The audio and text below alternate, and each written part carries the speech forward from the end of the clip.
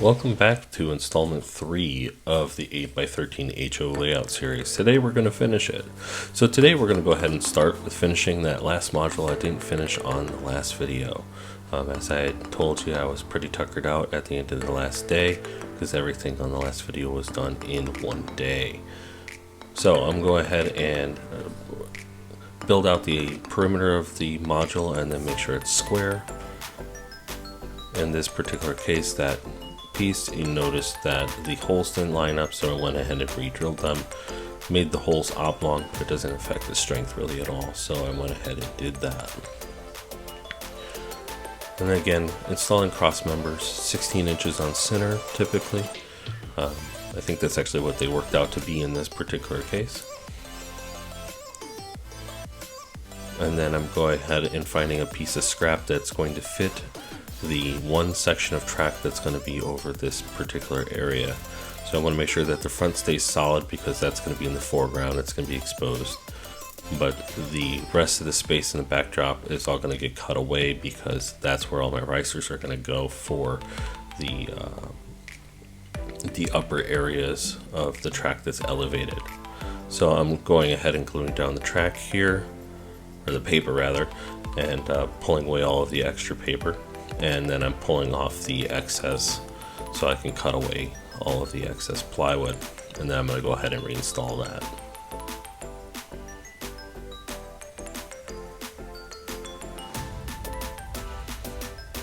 So again, I'm using the 3M number 45 spray adhesive to glue this stuff in place.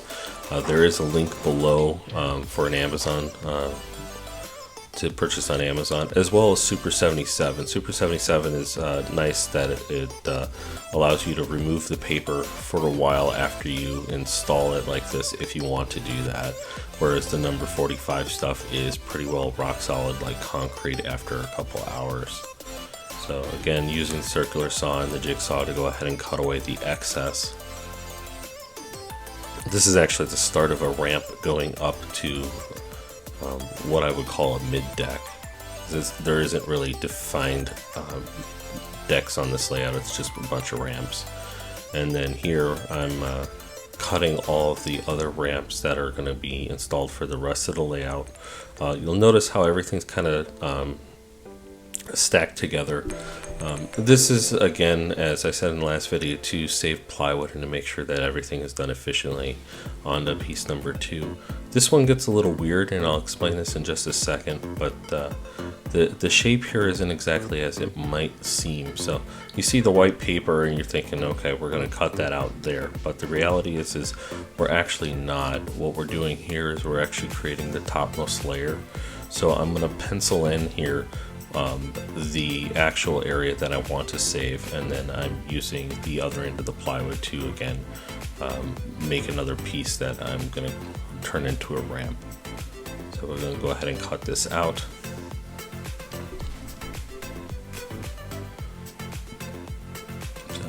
Again, the saws that I'm using, everything's Ridgid. Obviously, a lot of brands work great. You can get away with doing this with Ryobi or even Black & Decker. Black & Decker isn't a great brand, but if you're only building one layout and you only need the jigsaw for that, go ahead and buy one. It isn't going to last forever, but it will do the job. And like I said in previous videos, you don't have to spend a ton of money to build a model railroad, you just have to be innovative.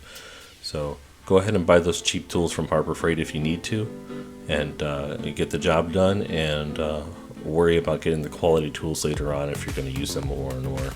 So here I pulled the legs down from the ceiling, and I got the rest of the layout just kind of roughed out on the floor there, and I'm installing leg adjusters here. So these are actually available on my website. They're $3 each, but it's a nice heavy U-bracket that a 2 1/4 inch adjuster goes into, and it's going to allow me to level this layout. The garage I have is good size, but the person who installed the concrete did not do a very good job, and I can say that with certainty because I did concrete work for about 10 years. So the floor is all over the place. So I went ahead and got the entire layout up, and now you can see I'm going through and checking level, and I'm going to start adjusting the legs for height, and you'll see the layout start wiggling around here a little bit. and that's actually just the layout moving up into a level position. It's really important when you're setting grades to make sure that your layout is level. So it just makes it easier for you to measure off the top of the benchwork, the bottom of the benchwork, whichever you prefer, to make sure that, you know, especially things like the left hand side here, which we know is going to be level, but it's going to be at the topmost layer. We can go ahead and measure that, cut a bunch of risers for that, and it's going to stay in place. On the back here, what you can see me doing is I'm actually taking some of those little risers I used for making all of the curved benchwork in episode 1, and I screwed a couple of those to the framing on the backdrop. So when I do start raising the deck here, it's all going to be in line with the back of the benchwork. So here I've propped up the right hand side just a little bit to kind of start getting an idea of what I need to do with the grades on that first ramp. This is on module 1 again, which is the same module that I started out building in the beginning of episode 2. And here you can see that I had a piece of the plywood actually missing, and I actually cut it back a little further. One of the things I had to do with this layout to make sure that the grades worked properly is I had to actually take the piece of 1/2-inch plywood and cut away the bottom part of it in a small area there to make sure that I had enough clearance. So this wasn't absolutely necessary, but what it did do is it allowed me to soften the grade a little bit. And keep in mind you can do this quite often if you have to on any particular layout. So, you know, if you're using a 1/2-inch plywood surface, you can cut away about a 1/4 inch of that plywood surface on the bottom side to give you a little extra clearance. And not on this particular layout did I use it a lot, but on the next layout I absolutely had to use it quite a bit, and I call that the nightmare layout for a reason. And you'll probably enjoy that series. You'll see all the troubles that I had. You know, even after building 60 layouts, every once in a while you run into one that just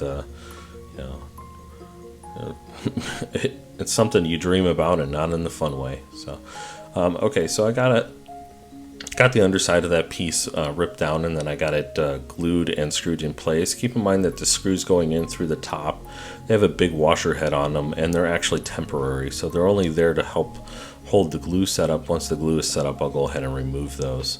And then here you can see on my impact driver, I've actually got a 12-inch long driver bit, and you would be really surprised how often that comes in handy. So it makes it a lot easier to reach the pocket screws when you're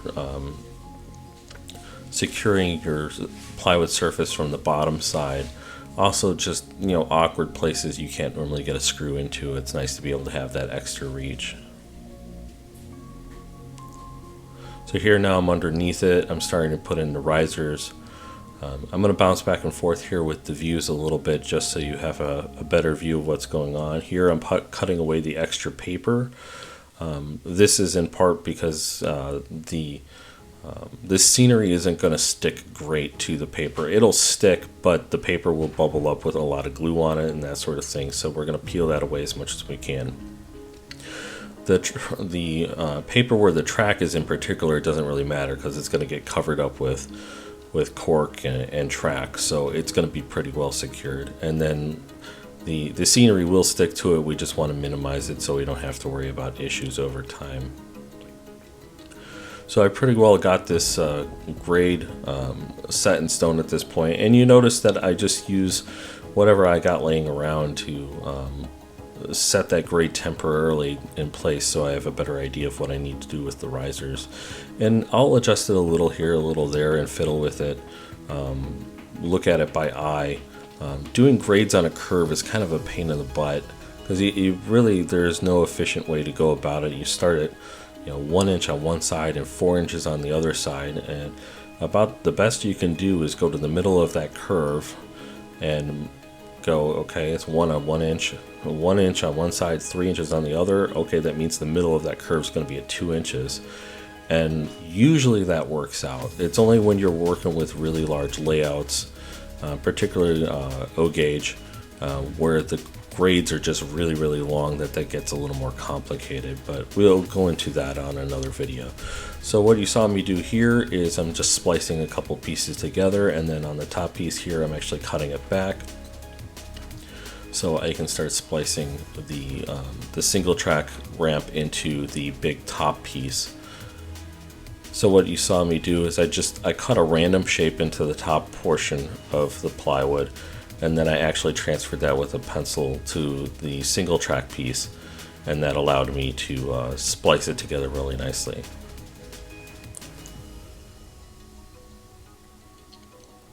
So here you see me putting the splice block actually on the top of where the track is going to go.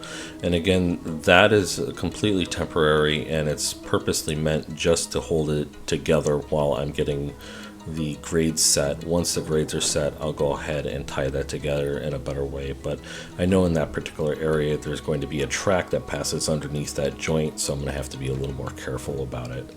So here I'm using just a random piece of plywood as a straight edge to make sure that my grade is flat and consistent.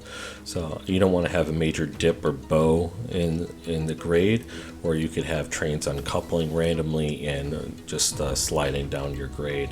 So obviously we want to avoid that.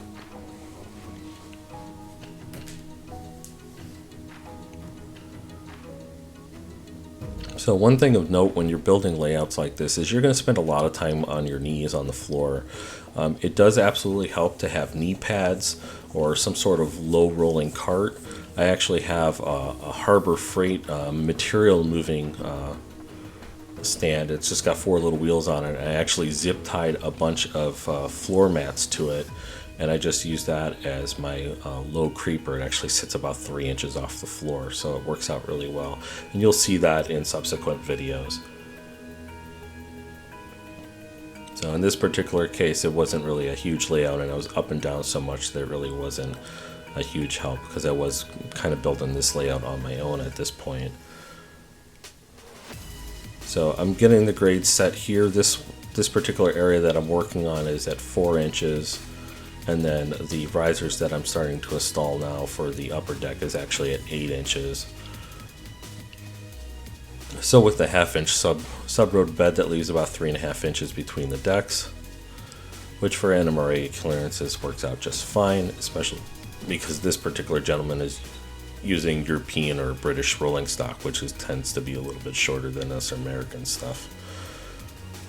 So here I'm starting to fill in the last little gap here of the track, and I went ahead and actually just made it wide all the way to the back because I'm not quite sure what the client is going to do for his bridge abutments.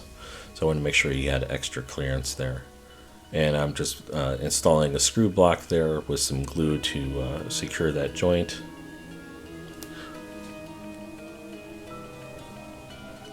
And setting the final grade. Again, I'm just like the setting grades video that I did. You can go ahead and check that out. I'm just using a straight edge with some clamps, and then I'm going underneath and just bumping the risers to the bottom of the sub-road bed. So no measuring involved. You've got your bottom grade and your top grade, and then you're just filling in the middles. So the nice thing about this is you really don't have to think. It's something, especially if you're having somebody help you build a layout, it's something where you can set the grade between 2 points and say, here, go do this. They don't have to think about it. They can just bump and install the screws. So especially with large layouts, when you have a big team doing it, it's nice to have things like this, so it's a little more user-friendly. So we're almost done here. I'm setting the final set of grades. So in this corner here, everything from the where the board is clamped over to where my drill is, it goes from about 7.5 inches to 8 inches, and then that the foreground area here is all at 8 inches. So it's not much of a grade, but I wanted to make sure that it stayed nice and flat, so I just grabbed a scrap piece of plywood, in this case a piece of my modular benchwork, and just clamped that in place so I had a better idea of where my risers needed to go. And in this particular case, those risers are actually secured to the top of the benchwork versus the side of the benchwork framing, and that happened to work out because of the clearances necessary for the other tracks going around in the place. Alright, so the layout is now done, and now Josh is back and he's helping me take it apart. So you'll see the black spray paint on the bottom of the topmost layer. I actually put that there so the client, when he goes to reassemble the layout, he knows exactly where the screws need to go. Josh and I are now cutting off the excess risers. So when we're building the layout, we just typically will let them run wild, and then once we get the layout complete, we'll cut them off because it's easier to do it from a standing position than it is crawling around underneath the layout. So again, we're cutting all of them off, and we're using a couple different techniques. I'm using a router bit. Josh is using a multi-tool, linked down below. And then I'm going ahead and pulling all the legs off as well. So this is the point where you catch mistakes, you fill in missing screws, that sort of thing. And then I'm pulling apart the last module while Josh is cleaning up module number 2. And then we're going to start stacking it here on the pallet. Oh, so another little trick, you see the little orange extension cord hanging from the ceiling. If you have a wood shop, I highly recommend. That is a 6-foot orange extension cord, just goes to the outlet on the ceiling. You'd be amazed how often I use it. So we're going ahead and stacking the pallet here. We're just we're kind of mixing and matching the modules until they all fit on the pallet. I got lucky. This particular pallet came with all the boxes I ordered for all of my modular stuff, so just happened to have it laying around. It was the perfect size. So I'm taking some scrap plywood and just filling in the spots to give it some strength, and then I'm wrapping it with some shrink wrap, and that's the layout. If you've enjoyed this series, don't forget to like and subscribe, and go ahead and leave a comment down below. I'd love to read your comments, and it's helpful for me to know what you guys want to see next. Thanks for watching.